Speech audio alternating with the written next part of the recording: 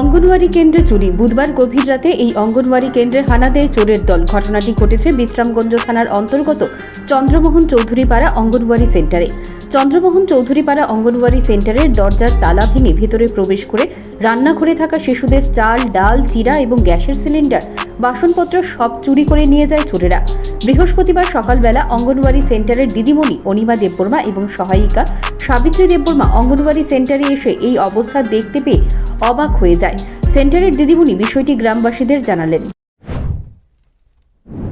আমি চন্দ্রমোহন চৌধুরীপাড়া AWC सेन्टारनि गामति नगनि ताला सोबायनाय gas cylinder सिकग्रक खबै तलांखा आंनि बागै आं नंनो मा कथ्या tam rong mani talangkha सोराय रंनि सुजि तलांखा सिरा तलांखा साना मटर तलांखा सुं तलांगो je samung rok jar je man सामung सिमि जे सोराय रंना सुं समबार बिसुबार शुक्रबार आबोके सुं सिरा साना मटर सुजि रक आबो रक मारो मासारो संगे ए आबो रक किसे मिसे तलाङै थांका के ताई गेस सिलिन्डार सिमि तलां खाता norok thana rok kono থানাও তুমি রেফার খাই কিয়া অঙ্গনওয়াড়ি স্কুল থেকে তো রান্নাঘরের একটা সিলিন্ডার চুরি হয়েছে। আর যারা ছাত্র তারা সয়াবিন আর সুজি টুজি সব চুরি হয়ে গেছে। তার কোন জায়গায় এটা কোন জায়গা এটা হচ্ছে রংমালা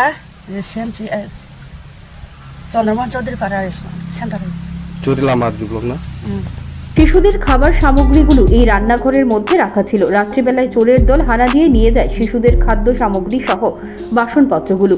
বিষয়টি জানতে পেরে ঘটনাস্থলে ছুটে যায় বিশ্রামগঞ্জ থানার পুলিশ। তদন্তে পুলিশ।